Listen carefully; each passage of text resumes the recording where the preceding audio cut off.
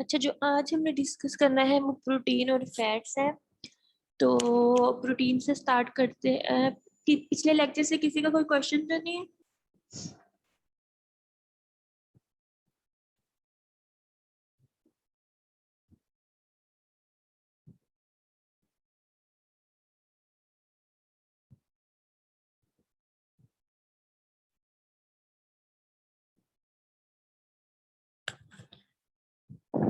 अच्छा, proteins. There has been considerable debate regarding the protein needs for of athletes. The current RDA is 0.8 gram per kg body weight, जो कि एक normal individual का है. And the acceptable macronutrient distribution range for protein for 18-year or older is 10 to 35% of total calories. ये जो आप normal individual का plan बनाते हैं, ये इसमें भी आप यही चीज जो है वो कंसिडर कर रहे होते हैं. Factor affecting the protein needs of athletes include age, gender, mass, fatness level, regimen and phase of training. Obviously, अगर 18 ईयर से छोटा है तो उसकी जो है वो रिक्वायरमेंट डिफरेंट होगी. अगर वो 50 प्लस है तो उसकी रिक्वायरमेंट डिफरेंट होगी. फीमेल के लिए अलग होगी, मेल के लिए अलग होगी. उसमें मसल मैस कितना है, उसमें फैटनेस कितनी है, उसका फिटनेस लेवल क्या है, कोई इंजरी वगैरह तो नहीं हुई, और वो कौन सी स्पोर्ट्स है. रेजिमेंट का मतलब है कि वो कौन सी स्पोर्ट जो है उसमें इन्वॉल्व है. और फेज ऑफ ट्रेनिंग, कौन सा फेज है उसका, पोस्ट कंपटीशन है या प्री कंपटीशन है या ड्यूरिंग कंपटीशन. जब आपका 3 तरह के फेज होते हैं, प्री, पोस्ट एंड ड्यूरिंग. ठीक है, तो कौन से फेज में ये भी डिपेंड कर रहा होता है कि उन्होंने उनकी क्या रिक्वायरमेंट होगी. ठीक है. Nitrogen balance studies in endurance athletes suggest a range of 1.2 gram per kg to 1.4 kg per day. And for strength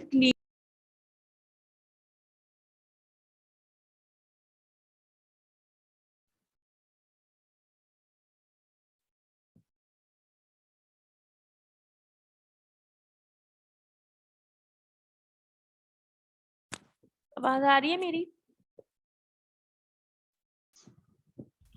yes ma'am, आ रही है.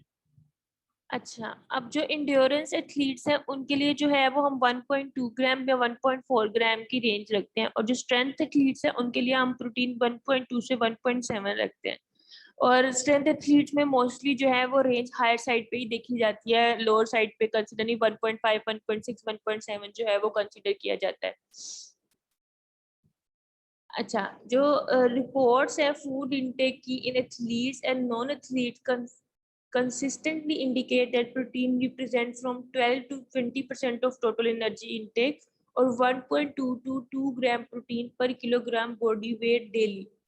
ठीक है, कि जो एथलीट्स हैं और अगर नॉन एथलीट्स हैं तो इनमें 12 to 20% या 1.2 to 2 ग्राम प्रोटीन पर किलो केजी जो बॉडी वेट है वो डेली उनका इनटेक होती है. The exception to the rule is small, active women who may consume a low energy intake in conjunction with an exercise or training program. Although these women may consume close to the RDA for protein in conjunction with restricted energy intake, it may be inadequate to maintain lean body mass. अब वो कह रहे हैं कि इतना consume करना चाहिए, लेकिन एक्सेप्शन उन फीमेल्स की है जो कि एक तो वेट मेंटेन करने के लिए जो है लो एनर्जी इनटेक कर रही है, लेकिन उसकी वजह से वो ऑलमोस्ट नियर आरडीए फुलफिल कर तो रही होती हैं, लेकिन वो अपना फिर लीन बॉडी मास मेंटेन नहीं रख सकती क्योंकि वो कैलोरी रिस्ट्रिक्शन की तरफ जाएंगी. तो वो प्रोटीन की जो आरडीए है उसको ऑप्टिमम लेवल तक फुलफिल नहीं कर पाएंगे. तो ये एक जो है वो एक्सेप्शन होती है. Intermittent bouts of high-intensity interval training deplete energy substrate and allow for metabolic accumulation. Studies suggest that supplementation with beta-alanine may improve endurance performance as well as lean body mass. However, the need for protein during exercise is just slightly elevated above that for sedentary person. Consuming more protein than the body can use is not necessary and should be avoided. Obviously, अगर आप बहुत ज्यादा protein जो है वो ले रहे होंगे तो कौन मुझे बताएगा कि अगर हम प्रोटीन जो है बहुत ज्यादा कंज्यूम करेंगे तो उसके जो है वो साइड इफेक्ट्स होंगे. क्योंकि उन्होंने बताया है कि जो सीडेंटरी इंडिविजुअल है और जो एथलीट पर्सन है स्लाइटली ही चेंज है कि वो प्रोटीन इंटेक ज्यादा ले रहा होता है, ऐसा कोई इतनी प्रोटीन इंटेक ज्यादा नहीं ले रहे होते. तो क्या रीजन हो सकती है?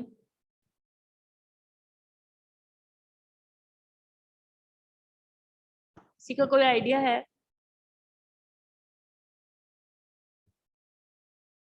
मैम आपका क्वेश्चन क्या है कि प्रोटीन के साइड इफेक्ट्स क्या होते हैं ज्यादा हाँ जी, इनटेक अगर के? हम ज्यादा क्योंकि वो कह रहे हैं ना कि बहुत ही नैरो डिफरेंस है एक सीडेंटरी पर्सन का और एक एथलीट पर्सन की प्रोटीन की रिक्वायरमेंट का। तो अगर वो उस रिक्वायरमेंट से बहुत ज्यादा ले रहे हैं तो क्या साइड इफेक्ट्स हो सकते हैं, अगर वो उसका नाइट्रोजन बैलेंस मेंटेन नहीं कर पा रहे तो। अगर तो वो कर पा रहे हैं तो ऑब्वियसली ठीक है फिर, लेकिन अगर नहीं कर रहे तो फिर क्या है, फिर क्या साइड इफेक्ट्स हो मैम सकते वो यूरी एक तो यूरिया अक्यूमुलेट होने लग जाएगा I guess, kidney problems, liver problems, हैं? और हर और ऑर्गन पे इसका हमने पढ़ा था इफेक्ट। हाँ, मसल मसल ब्रेन। में होगा, लेथार्जिक और फटीग फील होगा। हम्म। अच्छा, एक तो जो सबसे पहला साइड इफेक्ट है, ठीक कह रहे हैं आप लोग, एक तो सबसे पहला जो साइड इफेक्ट होगा वो तो ये होगा कि वो कंप्रोमाइज करेगा कार्बोहाइड्रेट स्टेटस को। ठीक है, ऑब्वियसली अगर आप प्रोटीन इंटेक ज्यादा कर रहे हो तो फिर आप कार्बोहाइड्रेट उस अमाउंट में नहीं ले सकते जिस अमाउंट में आपको जरूरी है। ठीक है, और बॉडी में भी ग्लूकोनियोजेनेसिस की तरफ भी शिफ्ट कर जाए। ठीक है, तो जो कि उसकी ट्रेनिंग को और एबिलिटी को जो है वो फिर अफेक्ट करेगी। दूसरा जो है हाई प्रोटीन इंटेक जो है वो एज ए डायूरेसिस वर्क करते हैं। ठीक है, ऑब्वियसली यूरिया जो है ज्यादा किडनी को वर्क करना पड़ेगा तो ज्यादा वाटर जो है वो रिमूव होगा यूरिया के साथ, तो वो डिहाइड्रेशन भी कॉज कर सकता है।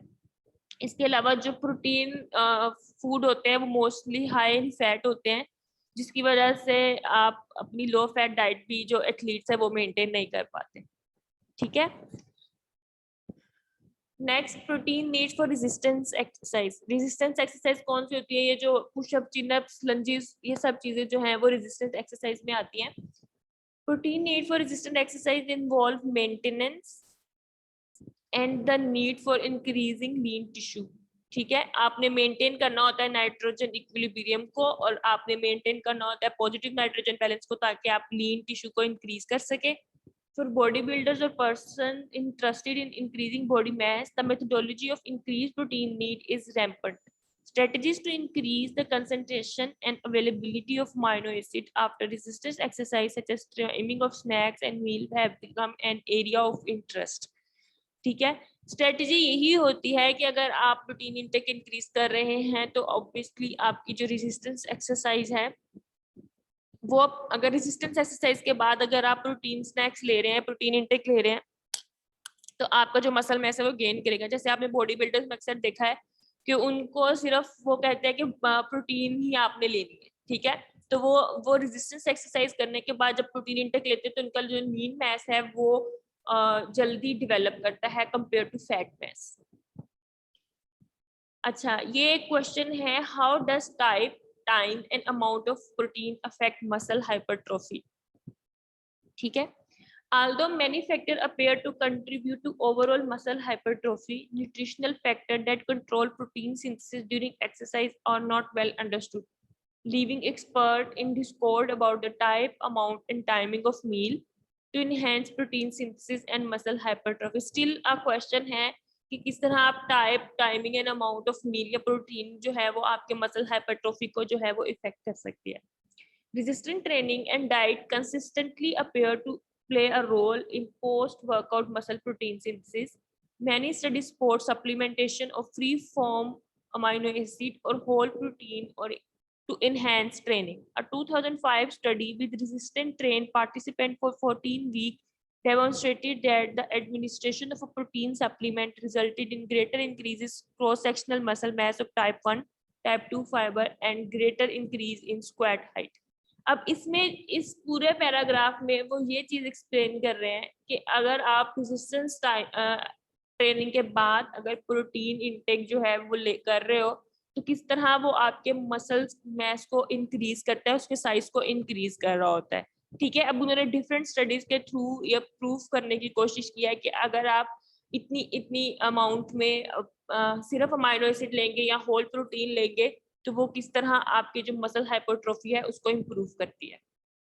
ठीक है, For athlete interested in muscle hypertrophy, it appeared that neither the type nor the amount of protein matter if the day's total amount is within the recommended range.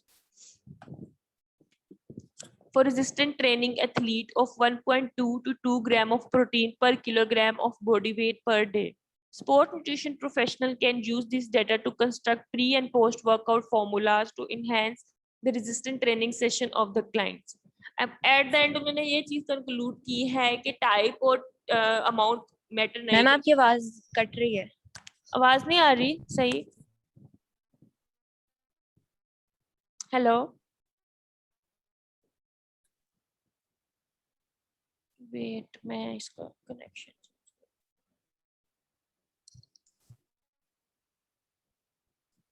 अभी भी नहीं आ रही? अब आइए, अब आई थी। अच्छा, लास्ट उन्होंने ये कंक्लूड किया कि टाइप और अमाउंट जो है वो दोनों मैटर नहीं करती। अगर आप विद इन रिकमेंडेड रेंज अपनी प्रोटीन की रिक्वायरमेंट पूरी कर रहे हो आफ्टर रेजिस्टेंट ट्रेनिंग, 1.2 से 2 ग्राम प्रोटीन है जो, तो वो इनफ है कि वो आपकी मसल हाइपरट्रोफी के लिए हेल्प करेगी। ठीक है, समझ आई है? आवाज आ रही है?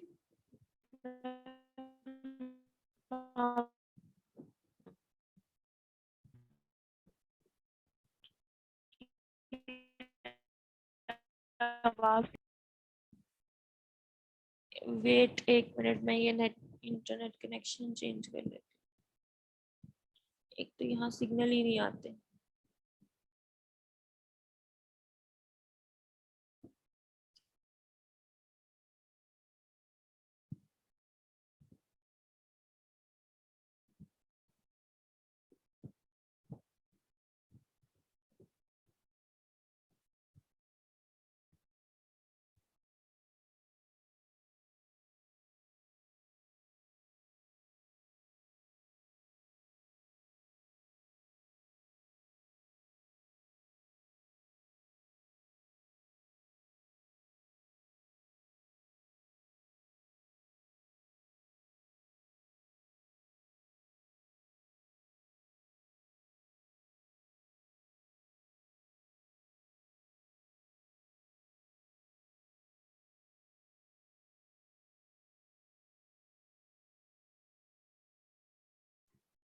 अब आ रही है आवाज?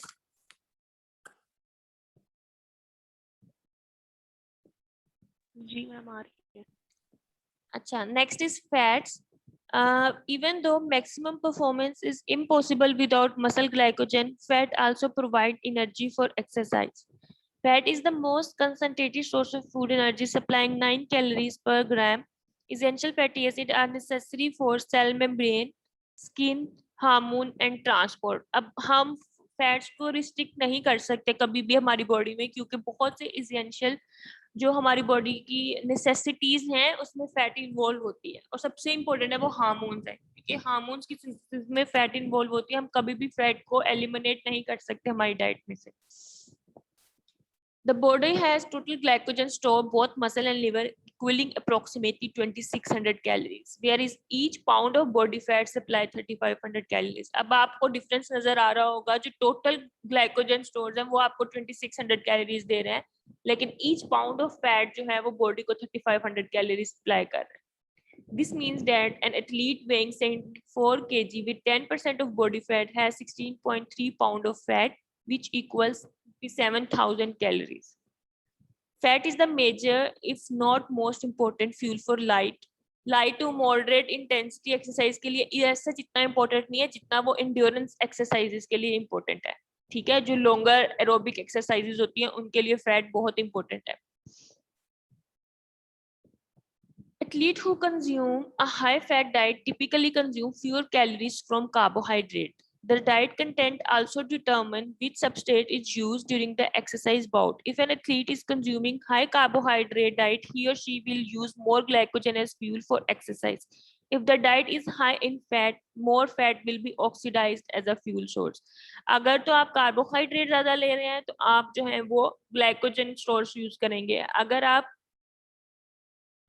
अगर आप फैट कंज्यूम कर रहे हो तो बीटा ऑक्सीडेशन होगी और आप फैट को एज अ सोर्स जो है वो यूज करेंगे, और आपको पता है कि बीटा ऑक्सीडेशन की कितनी आपको एटीपी देता है, और अगर आप ग्लाइकोजन से ले रहे हैं तो कितनी, ग्लाइकोलिसिस से ले रहे हैं तो कितनी देता है। तो उससे ही आपको अंदाजा हो सकता है ज्यादा कौन आपको एनर्जी प्रोवाइड कर रहा है। If the diet is high, fat oxidation rate decline after ingestion of high fat diet, partially because of adaptation at the muscle level and decreased glycogen store. Fasting longer than 6 hours optimize fat oxidation. However, the ingestion of carbohydrate in hours before or at the beginning of exercise session augment the rate of fat oxidation significantly when compared with fasting. ठीक है, जब आप fasting में होते हो तो optimise होती है फैट की ऑक्सीडेशन, ठीक है। अगर 6 आवर्स से ज्यादा है तो फिर आपकी फैट की ऑक्सीडेशन स्टार्ट हो जाती है। लेकिन अगर आपने कार्बोहाइड्रेट इंजेस्ट किया है बिफोर और at the beginning of exercise, तो वो क्या करेगा, वो हैम्पर करेगा फैट की ऑक्सीडेशन को, ठीक है, compare to fasting. Exercise intensity and duration are important determinant of fat oxidation. Fat oxidation rate decrease when exercise intensity become high. A high fat diet has been shown to compromise high intensity performance even when a high fat diet regimen is followed by carbohydrate loading before high intensity performance. अच्छा, carbohydrate loading क्या होता है? Carbohydrate loading क्या होता है कि आप जो कार्बोहाइड्रेट रिच डाइट दे रहे हो उसके बाद फिर आपने हाई फैट डाइट दी है, अगर आपने हाई इंटेंसिटी डाइट के लिए भी, तो वो कंप्रोमाइज कराएगी हाई इंटेंसिटी परफॉर्मेंस को। जो आपकी फैट डाइट होती है वो सिर्फ और सिर्फ इंड्योरेंस एक्सरसाइजेस के लिए होती है, हाई इंटेंसिटी वाली में हम उनको रेकमेंड नहीं करते। The mode and duration of exercise can also affect fat oxidation. Running increase fat oxidation more than cycling. क्यों? क्योंकि रनिंग का टाइम ड्यूरेशन ज्यादा होता है एक तो, दूसरा जो है वो आपकी बॉडी जो है वो मूव कर रही होती है। साइकिलिंग में आप जो है वो सिर्फ आपके जो थाइस और काफ मसल्स हैं वो ज्यादा इन्वॉल्व होते हैं। Fat inflammation and sports injury. When player get injured, they want to heal and get back on the field as soon as possible. Specific food at the right time can help to provide energy for rehabilitation, rebuild strength, and ensure complete, healthy, and faster recovery. Stress to muscle lead to inflammation, bruising, and tissue breakdown. ठीक है, ultimately आपने जो inflammation होती है उसको avoid करना होता है। Failure to decrease inflammation can lead to scar tissue, poor mobility, and delayed recovery times. आवाज आ रही है ना अब मेरी? जी मैम आ रही। The inflammatory stage is impacted by food, especially the type of dietary fat consumed.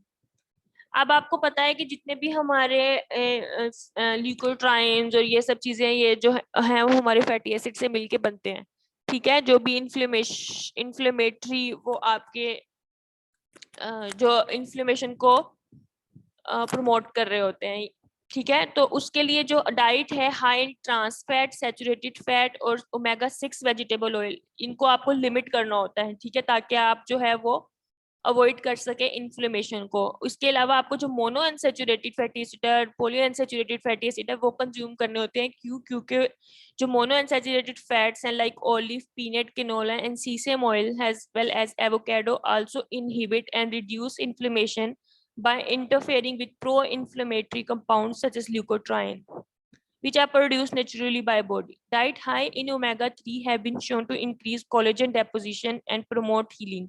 New research also suggests that omega-3 may impact healing from concussions. अच्छा, अब आपने जो है आपको इस तरह भी क्वेश्चन आ सकता है कि ओमेगा 3 का क्या रोल है या मोनो अनसैचुरेटेड का रोल क्या है इन्फ्लेमेशन में, ठीक है। तो वो आप यहाँ से ले सकते हो। जब भी आप कभी पढ़ने बैठते हो तो आपको चीजें हाईलाइट करके लिख लेनी चाहिए ताकि आपको जो है वो याद रहे जब आप नेक्स्ट टाइम रीड करो तो आपको बस एक ओवरलुक देना पड़े। Supplemental omega-3 fat has been recommended during the inflammation stage, especially when the diet is deficient. However, there are also concerns regarding the usual source of omega-3 fat and fish oil. क्यों? क्योंकि इनमें जो है mercury और पॉलीक्लोरिनेटेड biphenyls की quantity ज्यादा होती है जो कि डेंजरस हो सकते हैं क्योंकि ये टॉक्सिन्स हैं। तो जब आप नेचुरल सोर्सेज की बात कर रहे होते हैं ओमेगा 3 की, तो फिर आपको थोड़ा जो है ना वो कंसीडर करना पड़ता है इस चीज को। वरना फिर लोग जो है वो ज्यादातर सप्लीमेंटल ओमेगा 3 ही कंज्यूम कर रहे होते हैं. Fruits and vegetables are also good sources of alpha-linolenic acid, omega-3. However, the conversion of more active form of omega-3, DHA and EPA in the body is very low. Plant-based food rich in LA include, क्योंकि आपको पता है कि आपकी जो human body है वो खुद सिंथेसाइज नहीं कर सकती इन चीजों को, तो आप प्लांट सोर्स से लेते हो. जैसे अब जब आपने बायोकेमिस्ट्री में भी पढ़े थे पाथवे, तो उसमें ऊपर सबसे लिखा हुआ था कि प्लांट सोर्स है. ठीक है, kidney beans, navy beans, tofu, winter, ये सब जो है, रेस्पबेरीज, ये सब जो है ओमेगा 3 या LAA की जो है वो सोर्सेज हैं. Wheat, germ and free range beef and poultry are also good sources of omega 3 fat since they are fed with omega 3 rich foods. ठीक है. अच्छा, आज के लिए मैं इतना ही पढ़ा रही हूँ, मैं ज्यादा नहीं पढ़ा रही आपको. अब इतना जो पीछे सारा पढ़ लिया है इसको एक दफा जरूर गो थ्रू कर लेना ताकि इजी रहे आप लोगों को समझना. ठीक है, अगर साथ साथ नहीं करोगे तो बड़ी मुश्किल हो जाएगी बात. समझ आ गई है? किसी का कोई Okay, क्वेश्चन है? नो मैम, आगे समझ.